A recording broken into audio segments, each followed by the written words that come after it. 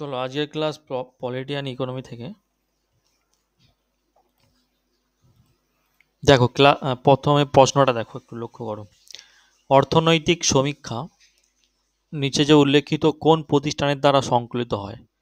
অর্থনৈতিক যে সমীক্ষা সেটা কোন প্রতিষ্ঠানের দ্বারা সংকলিত হয়?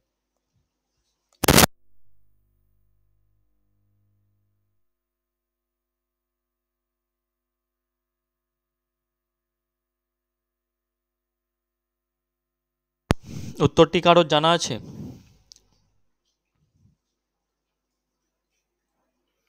দেখো, অর্থনৈতিক সমীক্ষাটি ভারত সরকারের 54 দাগের অপশান নো, অপশান সি হবে, ডিপার্টমেন্ট অফ ইকোনমিক অ্যাফেয়ার্স। ঠিক আছে, অপশান সি। দেখো, অর্থনৈতিক সমীক্ষাটি ভারত সরকারের প্রধান অর্থনৈতিক উপদেষ্টার নির্দেশনায়। ঠিক আছে, এখানে প্রশ্নটা করেছে, দেখো একটু ভালো করে দেখো, যে ভারতের অর্থনৈতিক সমীক্ষা, আমাদেরকে জানতে হবে ভারতের অর্থনৈতিক সমীক্ষা কি না। এটা হচ্ছে একটা অর্থ মন্ত্রকের দ্বারা প্রকাশিত, ঠিক আছে, একটা বার্ষিক প্রতিবেদন যাকে বলা হয়। এতে এতে কিনা ভারতীয় অর্থনীতির সব থেকে বিস্তারিত এবং সাম্প্রতিকতম তথ্য নিবদ্ধ করা হয়ে থাকে। এটি এমন একটা প্রতিবেদন যেখানে সরকার শেষ বছরের যে অর্থনৈতিক অবস্থা, ঠিক আছে, এটি যে মূল চ্যালেঞ্জগুলির সম্মুখীন হয়েছে এবং তাদের যে সম্ভাব্য প্রতিকারগুলি বিষয় উপস্থাপন করা হয়ে থাকে এখানে, ঠিক আছে, এই অর্থনৈতিক সমীক্ষাতে। এটি অর্থ মন্ত্রকের অধীনস্থ অর্থনৈতিক বিষয়ক বিভাগ ডিইএ, ঠিক আছে, ডিইএ,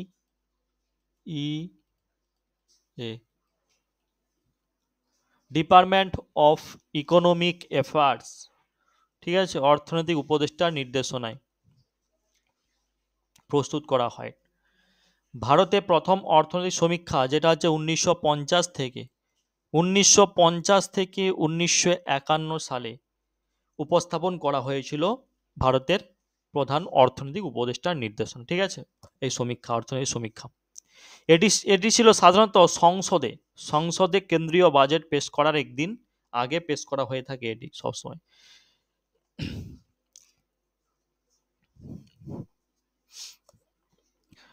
আচ্ছা, যদি প্রশ্ন করা হয় অর্থনৈতিক সমীক্ষা কাদের দ্বারা প্রকাশিত হয়? নীতি আয়োগ, ভারত সরকার, অর্থমন্ত্রক, ভারতীয় পরিসংখ্যান প্রতিষ্ঠান। চারটা বললাম কাদের দ্বারা? অর্থনৈতিক সমীক্ষা প্রকাশিত হয় অর্থমন্ত্রকের দ্বারা। আমি তো আলোচনা করেছি, আলোচনা করলে বুঝতে পারার দরকার। তো দেখো, অর্থমন্ত্রক প্রতি বছর কিন্তু ভারতের অর্থনৈতিক সমীক্ষা প্রকাশ করে থাকে। কে? অর্থমন্ত্রক। অর্থমন্ত্রকের অধীনে কাজ করা যে অর্থনৈতিক বিষয়ক বিভাগ এই জরিপের নথি প্রস্তুত করে থাকে এবং প্রতি বছর সংসদে উপস্থাপন করে সেই নথিগুলো, ঠিক আছে। পরিকল্পনা কমিশনের নাম শুনেছ। পরিকল্পনা কমিশনে বলা হতো, কিন্তু 2015 সালের 1 জানুয়ারি এর নাম পরিবর্তন করে নীতি আয়োগ করা হয়। এর সদর দপ্তর নয়াদিল্লিতে অবস্থান। নীতি আয়োগের যে কথা বলছে, নীতি আয়োগটা কি? নীতি আয়োগ হচ্ছে একটা অত্যাধুনিক রিসোর্স সেন্টার, ঠিক আছে, যার সাথে প্রয়োজনীয় সম্পদ, জ্ঞান, দক্ষতা প্রদান করা হয় যাতে দ্রুত গতিতে কাজ করা যায় এবং গবেষণা ও উদ্ভাবন করা যায় এবং সরকারের জন্য কৌশলগত পলিসি ভীষণ প্রদান করা হয়ে থাকে এই নীতি আয়োগের মধ্যে, ঠিক আছে। তারপরে যেটা বললাম, ভারতীয় পরিসংখ্যান প্রতিষ্ঠান। এই ভারতীয় পরিসংখ্যান প্রতিষ্ঠান হলো কলকাতায় অবস্থিত। কোথায় অবস্থিত? ভারতীয় পরিসংখ্যান প্রতিষ্ঠান হচ্ছে কলকাতায় অবস্থিত এবং এটি পরিসংখ্যান এবং সংশ্লিষ্ট বিজ্ঞানগুলিতে প্রদত্ত গবেষণা করে এবং প্রশিক্ষণের মানের জন্য বিশ্বব্যাপী পরিচিত, ঠিক আছে। এগুলোর জন্য গবেষণা এবং প্রশিক্ষণের, বৈজ্ঞানিক গবেষণা এবং প্রশিক্ষণের মানের জন্য ভারতীয় পরিসংখ্যান প্রতিষ্ঠানটি গুরুত্বপূর্ণ, ঠিক আছে।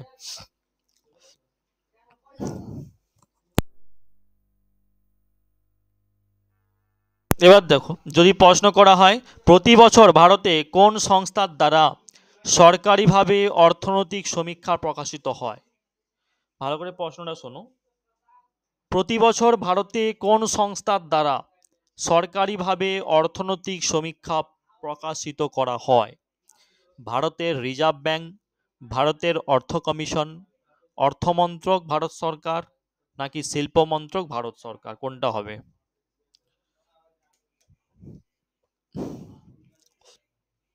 প্রতি বছর ভারতে কোন সংস্থার দ্বারা সরকারিভাবে অর্থনৈতিক সমীক্ষা প্রকাশিত হয়? সঠিক অ্যান্সার হচ্ছে অর্থমন্ত্রক ভারত সরকার। ঠিক আছে,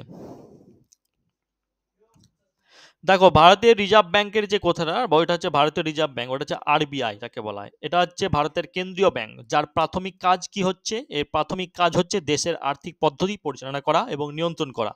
রিজার্ভ ব্যাংকের বিষয়গুলির একটি যদি আমরা লক্ষ্য করি, সেটা হচ্ছে কি কেন্দ্রীয় পরিচালনা, পর্ষদ দ্বারা পরিচালিত। ঠিক আছে, এই পর্ষদটি ভারতীয় রিজার্ভ ব্যাংক আইনের অনুসারে ভারত সরকার নিযুক্ত করে থাকে সবসময়। অর্থ কমিশনটা কি? অর্থ কমিশন হচ্ছে একটি সাংবিধানিক সংস্থা, ঠিক আছে, যা কেন্দ্র এবং রাজ্য সরকারের মধ্যে কিছু নির্দিষ্ট রাজস্ব সংসদ বরাদ্দ থাকে।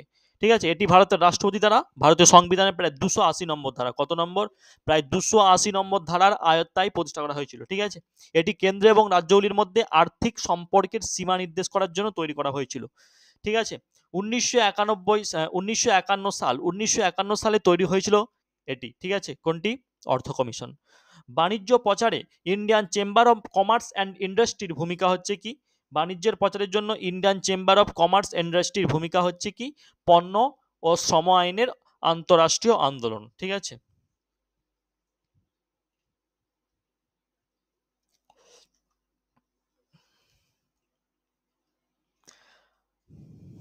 আমরা পরবর্তী প্রশ্নে চলে যাচ্ছি।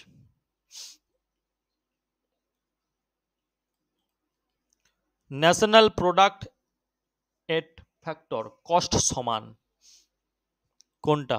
দেশীয় পণ্য প্লাস বিদেশ থেকে নোট ফ্যাক্টর, না বাজার মূল্য জাতীয় পণ্য পরোক্ষ, কোনটা হবে?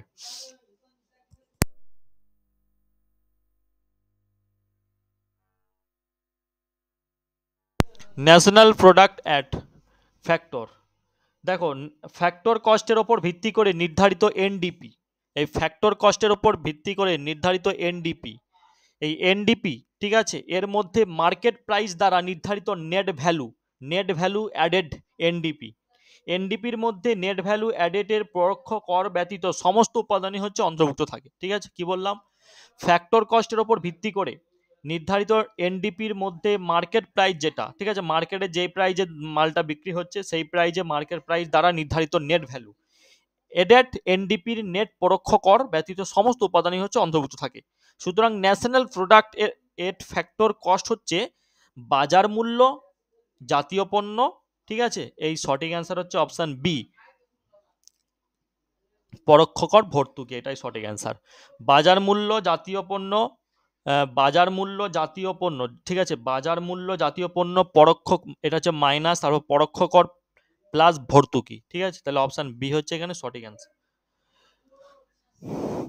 এই প্রশ্ন, ঠিক আছে, অতটা এইখান দিয়ে প্রশ্ন আসে না, তবে এটা উঁচু লেভেলের এক্সামে আছে, এসএসসি সিজিএল, এসএসসি সিজিএল এ থাকে, ডাব্লিউবিসিএস কখনো আসে। ঠিক আছে, চলো পরবর্তী, তবু জেনে রাখা ভালো, তাই ওই বিষয়ে বেশি ডিপে আলোচনা করছি না আমি। পরবর্তী প্রশ্ন,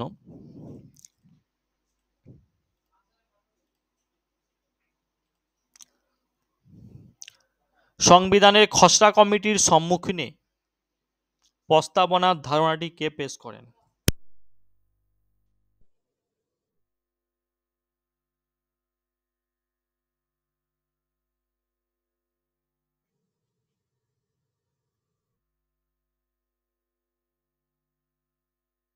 দেখো 56 দাগের অপশন সি বলেছো যে সঠিক অ্যান্সার জওহরলাল নেহরু। গণপরিষদ যখন সংবিধানের খসড়া প্রস্তুতের কাজ শুরু করে তখন পণ্ডিত জওহরলাল নেহরু 13ই ডিসেম্বর 1946 সালে 13ই ডিসেম্বর অবজেক্টিভ রিসলিউশন এর প্রস্তাব দেন। ঠিক আছে, এই রেজলিউশনটি জাতীয় উদ্দেশ্যগুলিকে তুলে ধরেছিল এবং আমাদের জাতীয় লক্ষ্যগুলিকে নির্ধারণ করেছিল।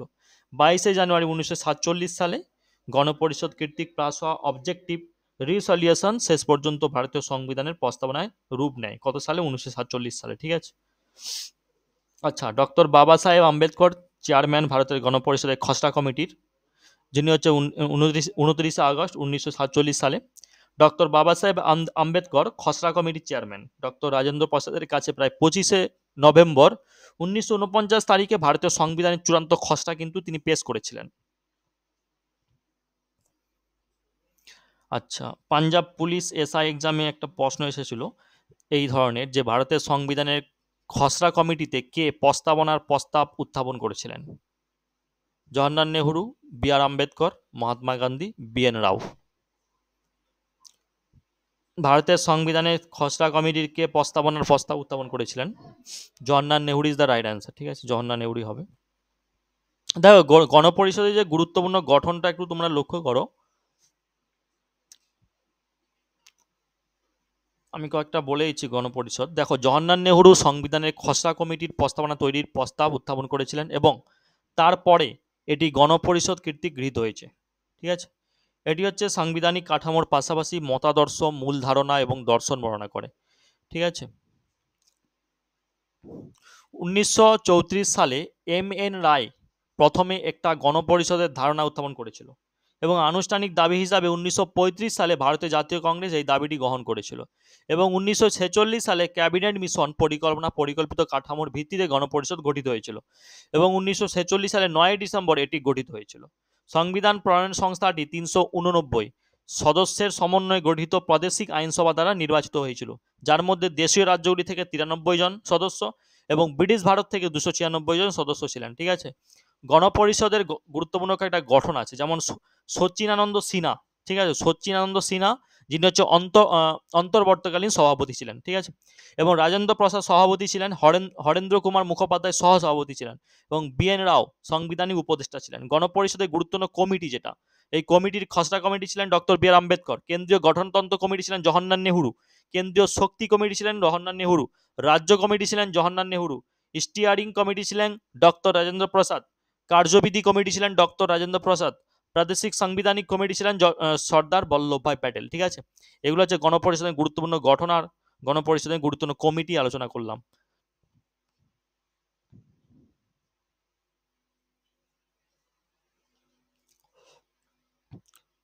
আচ্ছা, যদি প্রশ্ন করা হয় ভারতীয় সংবিধানের খসড়া কমিটির সভাপতি কে ছিলেন?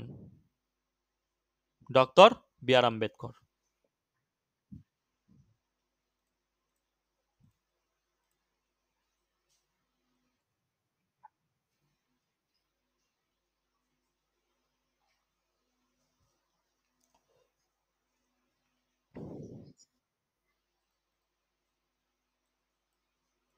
পরবর্তী প্রশ্ন, ভারতের উপরাষ্ট্রপতি কে? আচ্ছা, ওদিকেই তোমাদের বৃষ্টি হচ্ছে?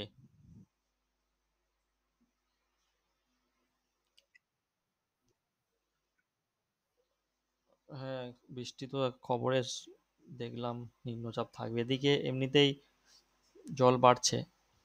ঠিক আছে, এবারে বৃষ্টির জলে তেমন ডুবেনি। ঠিক আছে, যতটা ডুবেছে দেখতেছি পানি কোথা দিয়ে, জলটা কোথা দিয়ে যা আসছে বোঝা মুশকিল। কেউ বলছে ঝিল থেকে পাস করছে। ঠিক আছে, অনেকে অনেক রকম কথা বলতেছে।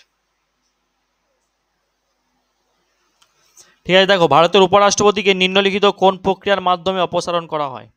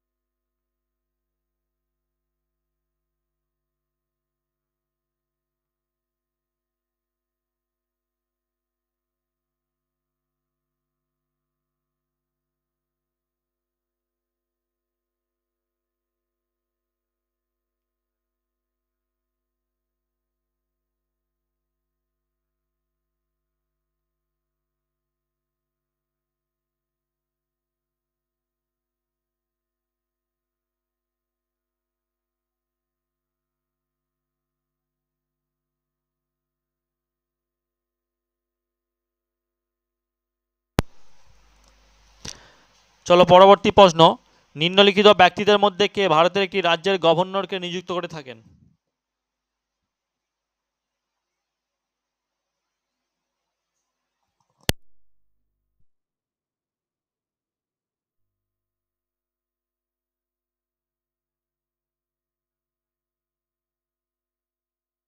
দেখো 58 থেকে সঠিক অ্যান্সার অপশন সি, ভারতের রাষ্ট্রপতি। দেখো গভর্নর নিয়োগ, একটা রাজ্যের গভর্নর রাষ্ট্রপতি কর্তৃক তার হাতে এবং সিলমোহরের অধীনে ওয়ারেন্ট দ্বারা নিযুক্ত হবেন। তার মেয়াদ শেষ হলে তার উত্তরাধিকারী তার পদে প্রবেশ না করা পর্যন্ত পদে অধিষ্ঠিত থাকবেন তিনি, ঠিক আছে। তাহলে অপশন সি সঠিক অ্যান্সার, ভারতের রাষ্ট্রপতি। ভারতের কোনো রাজ্যের গভর্নর সরাসরি জনগণ দ্বারা নির্বাচিত হন না। রাষ্ট্রপতির ক্ষেত্রে বিশেষভাবে গঠিত ইলেকটোরাল কলেজ দ্বারা পরোক্ষভাবে নির্বাচিত হন না। তিনি রাষ্ট্রপতি কর্তৃক নিযুক্ত হন এবং তিনি রাষ্ট্রপতির কাছে দায়বদ্ধ থাকে।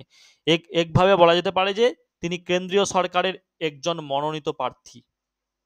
ভারতের রাষ্ট্রপতি হচ্ছে কেন্দ্রীয় সরকারের একজন মনোনীত প্রার্থী।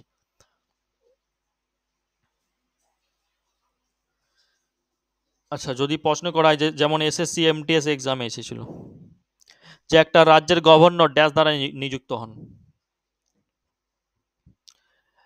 একটি রাজ্যের গভর্নর কার দ্বারা নিযুক্ত হন?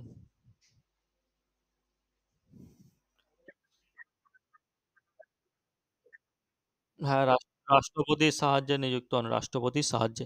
ভারতীয় সংবিধানের 75 নম্বর অনুচ্ছেদে উল্লেখ করা হয়েছে যে একজন প্রধানমন্ত্রী রাষ্ট্রপতি দ্বারা নিযুক্ত হন।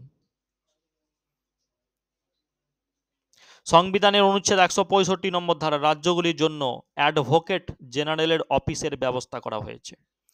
তিনি রাজ্যের সর্বোচ্চ আইন কর্মকর্তা। এভাবে তিনি ভারতের অ্যাটর্নি জেনারেলের সাথে চিঠিপত্র করেন। অ্যাডভোকেট জেনারেল গভর্নর কর্তৃক নিযুক্ত হন। কার দ্বারা? অ্যাডভোকেট জেনারেল কার দ্বারা নিযুক্ত? গভর্নরের দ্বারা, ঠিক আছে। 164 নম্বর অনুচ্ছেদে কি বলা হয়েছে সংবিধানে? যে মুখ্যমন্ত্রী রাজ্যপাল কর্তৃক নিযুক্ত হবেন এবং অন্যান্য মন্ত্রীরা মুখ্যমন্ত্রীর পরামর্শে রাজ্যপাল কর্তৃক নিযুক্ত হবেন। 1948 সাল, 1948 সাল, ঠিক আছে, 1948 সালের খসড়া সংবিধান ছিল দ্বিধা বিভক্ত, অর্থাৎ গভর্নরদের নির্বাচিত বা মনোনীত করা উচিত কিনা তা সিদ্ধান্ত নেওয়ার জন্য খসড়া কমিটি এটিকে গণপরিষদের উপর ছেড়ে দেয়, ঠিক আছে। রাজ্যপাল এবং মুখ্যমন্ত্রীর ক্ষমতার মধ্যে সংঘর্ষের আশঙ্কা রাজ্যে নিযুক্ত রাজ্যপালদের ব্যবস্থার দিকে পরিচালিত করেছিল। গণপরিষদ বিজি খের, কে এন কারজু এবং পি সুব্বারায়ণের একটা উপকমিটির প্রস্তাব অনুসারে নির্বাচিত গভর্নর চেয়েছিলেন যে এটা, কিন্তু ভারত সরকার আইন কত সালে হয়েছিল? 1935 সালে। ভারত সরকার আইন 1935 সালে হয়েছিল। এর অধীনে গভর্নররা ছিলেন রাজের দ্বারা, অর্থাৎ রাজের এবং রাজের জন্য, অর্থাৎ রাজ্যের জন্য, ঠিক আছে। রাজের তখন উল্লেখ করা হয়েছে রাজ্যের জন্য। গভর্নররা ছিলেন রাজ্যের দ্বারা এবং রাজ্যের এবং রাজ্যের জন্য, ঠিক আছে। এটা হচ্ছে ভারত সরকার আইন 1935-এর অধীনে গভর্নররা ছিলেন, এভাবেই ছিলেন তারা। অনুচ্ছেদ নম্বর 155, সেখানে বলা হচ্ছে একটা রাজ্যের গভর্নর রাষ্ট্রপতি কর্তৃক তার হাতে এবং সিলমোহরের অধীনে ওয়ারেন্ট দ্বারা নিযুক্ত হবেন, এটাই বলা হয়েছে, ঠিক আছে।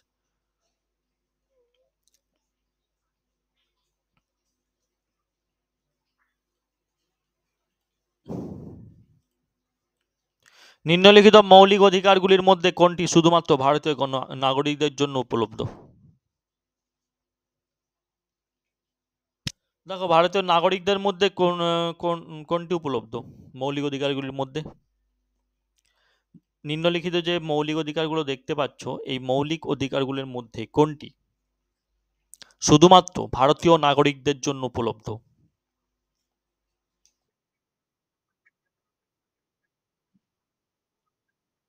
নো, ধর্ম, জাতি, বর্ণ, লিঙ্গ, জন্মস্থানকে কেন্দ্র করে যে কোনো রকম বৈষম্য থেকে সুরক্ষা, অপশন সি। দেখো নাগরিক তত্ত্বের ঊর্ধ্বে কিছু মৌলিক অধিকার যে কোনো ব্যক্তির জন্য উপলব্ধ, আবার কিছু অধিকার শুধুমাত্র ভারতের নাগরিকের জন্য উপলব্ধ। জীবন ও ব্যক্তিগত স্বাধীনতার অধিকার এবং ধর্মীয় স্বাধীনতার অধিকার সকল ব্যক্তির জন্য উপলব্ধ। অন্যদিকে বাক ও মত প্রকাশের স্বাধীনতা এবং দেশের যে কোনো স্থানে বসবাস ও বসতি স্থাপনের স্বাধীনতা অনাবাসী ভারতীয় নাগরিক সহ নাগরিকদের জন্য সংরক্ষিত। ধারা নম্বর 15 শুধুমাত্র ধর্ম, জাতি, বর্ণ, লিঙ্গ, জন্মস্থান বা এদের যে কোনো একটি ভিত্তিতে বৈষম্যকে নিষিদ্ধ করে। ধারা নম্বর 16 সরকারি কর্মসংস্থানের ক্ষেত্রে সুযোগের সমতা নিশ্চিত করে এবং শুধুমাত্র ধর্ম, জাতি, বর্ণ, লিঙ্গ, বংশ, জন্মস্থান এবং বসবাসের স্থান এবং এদের যে কোনো একটার ভিত্তিতে কর্মসংস্থানের ক্ষেত্রে কোনো ব্যক্তির বিরুদ্ধে বৈষম্য করা থেকে রাষ্ট্রকে বাধা প্রদান করে থাকে। তাহলে অপশন সি আমরা দেখতে পাচ্ছি সঠিক অ্যান্সার। পরবর্তী প্রশ্ন, মিউচুয়াল ফান্ড এবং স্টক মার্কেট, অনেকের নাম শুনেছি, stock market, mutual fund, stock মার্কেটের ক্ষেত্রে প্রধান নিয়ন্ত্রক কর্তৃপক্ষ কে বলতো?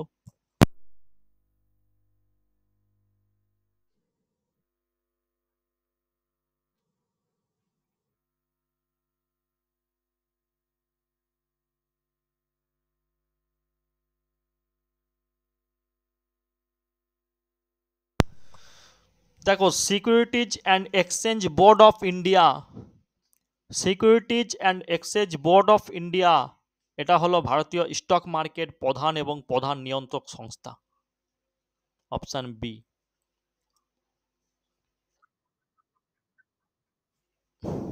হুম, এই প্রশ্নটা, এই, হ্যাঁ বলো।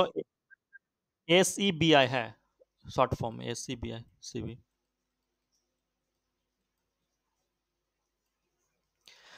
দেখো, এনটিপিসি 2016 সালে এক্সাম এসেছিল যে ভারতের শেয়ার বাজারের প্রধান নিয়ন্ত্রক কর্তৃপক্ষ কে?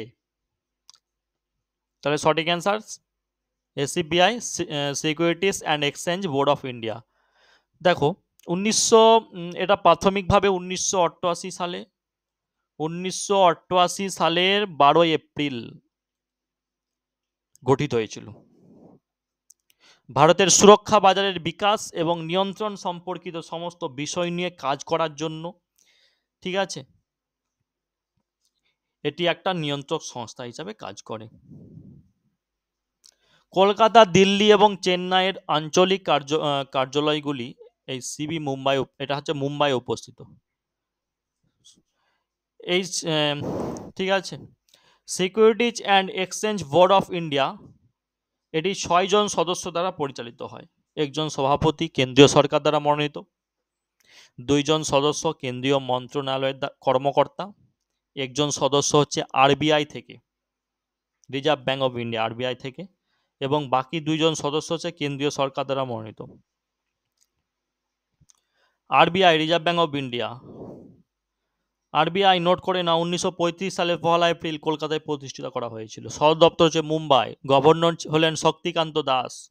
ভারতীয় আর্থিক উন্নয়নের জন্য কাজ করার সাথে সাথে মুদ্রা, ঋণ নীতিমালা বাস্তবায়ন এবং মুদ্রা নোট প্রদান, সরকারের কাছে ব্যাংকের হাওয়া, ঠিক আছে, এবং ব্যাংকিং ব্যবস্থার নিয়ন্ত্রক, বৈদেশিক মুদ্রার ব্যবস্থাপনা, অর্থ প্রদান, বন্দোবস্ত করা, এগুলো সব কিছু কিন্তু এই যে কার দায়িত্ব? আরবিআই এর দায়িত্ব। আরবিআই, আরবিআই কোনো বাণিজ্যিক ব্যাংক নয়, এটা মাথায় রাখবে। 1949 সালে,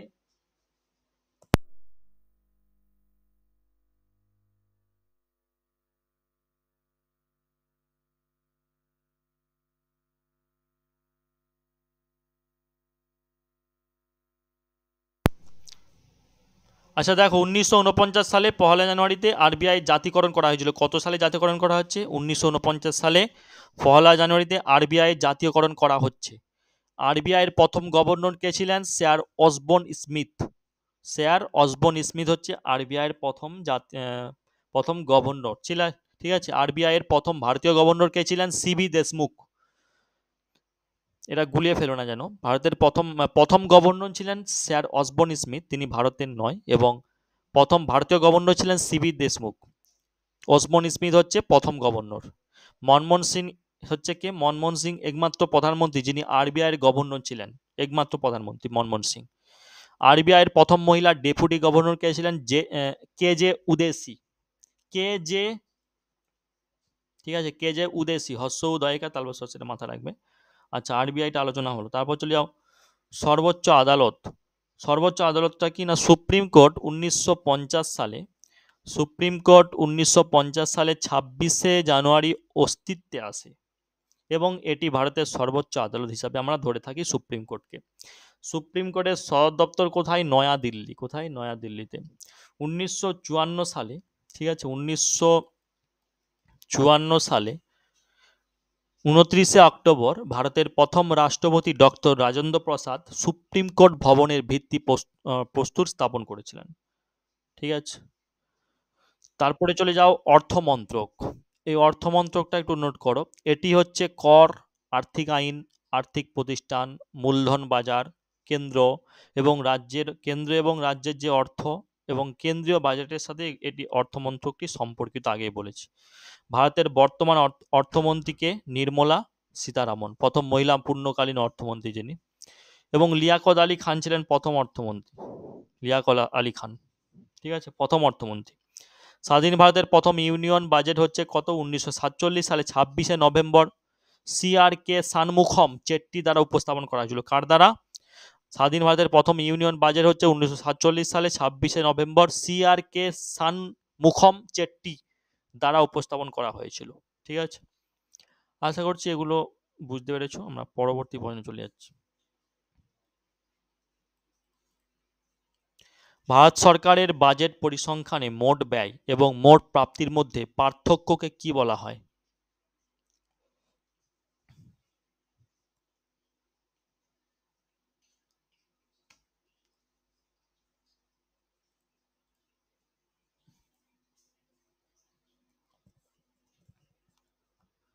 ভারত সরকারের বাজেট এবং পরিসংখ্যানে মোট ব্যয় এবং মোট প্রাপ্তির মধ্যে পার্থক্যকে কি বলা হয়? দেখো, এখানে সঠিক অ্যান্সার হচ্ছে অপশান এ, ফিজিক্যাল ডেফিসিট। ঠিক আছে, ডেফিসিট। রাজস্ব ঘাটতি বলতে এমন একটা পরিস্থিতিকে বোঝায়, তুমি ধরো যখন একটা সরকারের ঋণ নেয়া, ঠিক আছে, সরকার ধরছে সরকারের ঋণ, সরকার ঋণ নিয়েছে অর্থ বাদ দিয়ে, ঠিক আছে, অর্থ বাদ দিয়ে ঋণ নিয়ে, অর্থ বাদ দিয়ে যে মোট ব্যয় রাজস্ব আয়ের থেকে বেশি হয়ে থাকে তখন, অর্থাৎ ঘাটতি ঋণ থেকে পৃথক। ঋণ বলতে গত বছরগুলির যে মোট দেনা, এই দেনাকে বোঝানো হচ্ছে এখানে।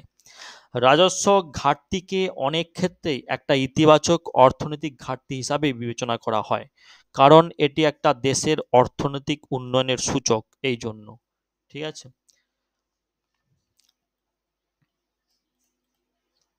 পরবর্তী প্রশ্ন, কোন ক্ষেত্রে ভারতের রাষ্ট্রপতি জাতীয় জরুরি অবস্থা ঘোষণা করতে পারেন?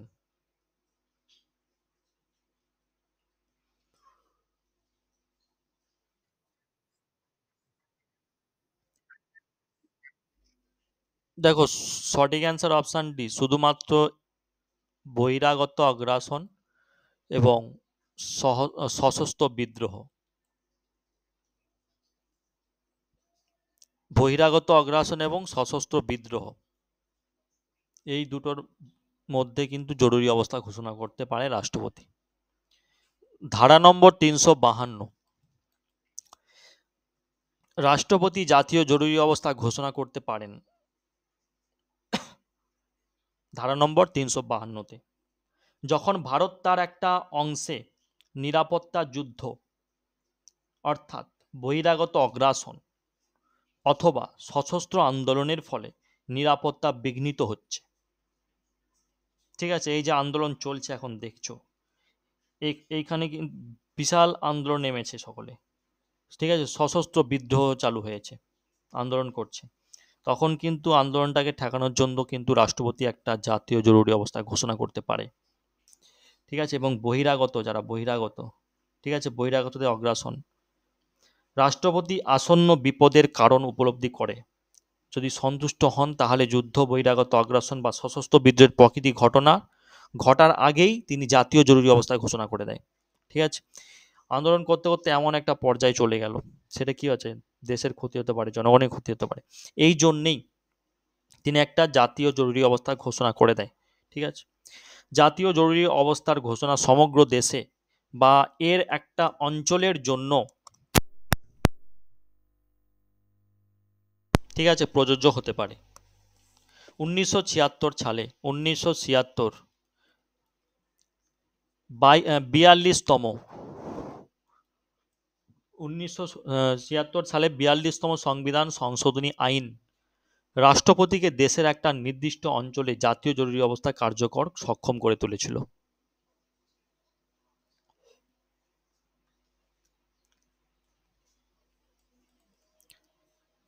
পরবর্তী প্রশ্ন, দুই বা ততোধিক রাজ্যের জন্য যৌথ পাবলিক সার্ভিস কমিশনের চেয়ারম্যান নিযুক্ত হন কার দ্বারা?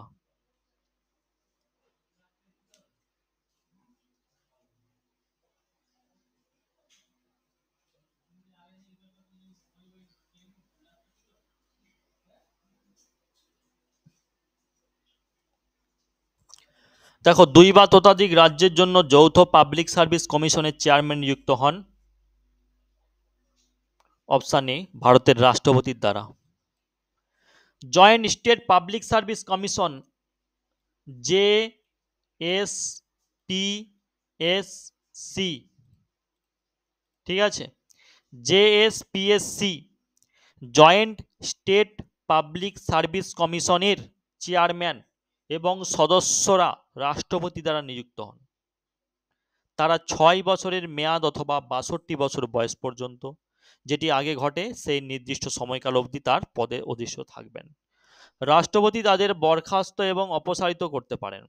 রাষ্ট্রপতির কাছে তাদের পদত্যাগপত্র জমা দিয়ে তারা যে কোনো সময় তাদের পদ থেকে পদত্যাগ করে নিতে পারেন।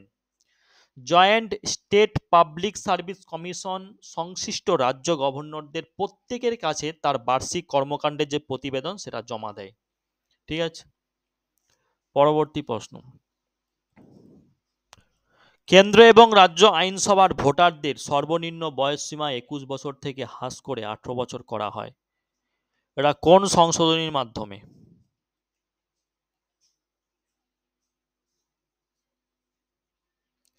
এখানে সঠিক অ্যান্সার অপশন বি, 1989 সালে 61তম সংশোধনীর মাধ্যমে। ভারতীয় সংবিধান 1989 61তম সংবিধানের সংশোধনী আইন, যেখানে লোকসভা এবং রাজ্যসভার নির্বাচনে ভোট দানের যে ন্যূনতম বয়স 21 বছর থেকে 18 বছর করে দিয়েছে। ঠিক আছে, পরবর্তী প্রশ্ন। সংবিধানের কোন ধারায় প্রশাসনিক ট্রাইব্যুনালের কার্যকলাপকে বর্ণনা করা হয়েছে?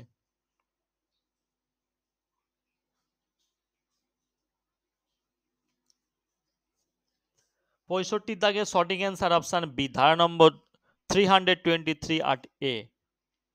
ঠিক আছে, কেন্দ্রীয় সরকার এবং রাজ্য সরকারের অধীনে সরকারি কর্মচারীদের নিয়োগ এবং পরিষেবার শর্তাবলী সম্পর্কিত বিরোধ এবং অভিযোগের বিচারের জন্য সংসদ দ্বারা প্রণীত আইন দ্বারা অ্যাডমিনিস্ট্রেটিভ ট্রাইব্যুনাল প্রতিষ্ঠার ব্যবস্থা করা হয়েছিল। ঠিক আছে, পরবর্তী প্রশ্ন। কোনটি ভারত সরকার দ্বারা অনুসরণ করা পাবলিক প্রকিউরমেন্ট এবং ডিস্ট্রিবিউশন ব্যবস্থার উদ্দেশ্য নয়?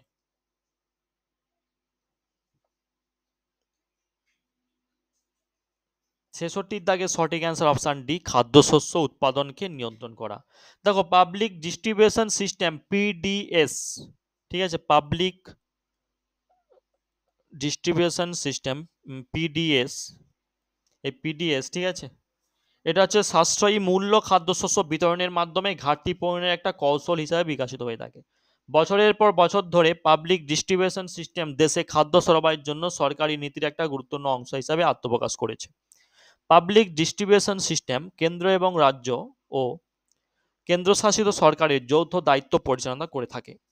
কেন্দ্রীয় সরকার ফুড কর্পোরেশন অফ ইন্ডিয়ার এফসিআই, ঠিক আছে, ফুড কর্পোরেশন ইন্ডিয়া এফসিআই এর মাধ্যমে রাজ্য সরকারগুলিকে খাদ্যশস্য বিতরণ এবং সঞ্চয় এবং ব্যাপক পরিমাণে বরাদ্দের দায়িত্ব প্রদান করে থাকে। খাদ্য বরাদ্দযোগ্য পরিবারগুলির শনাক্তকরণ এবং রেশন কার্ড ইস্যু এবং ন্যায্য মূল্যের দোকানগুলির কার্যকারিতা তত্ত্বাবধানেই কিন্তু প্রভৃতির দায়িত্ব কিন্তু রাজ্য সরকারগুলির উপর ন্যস্ত থাকে সবসময়।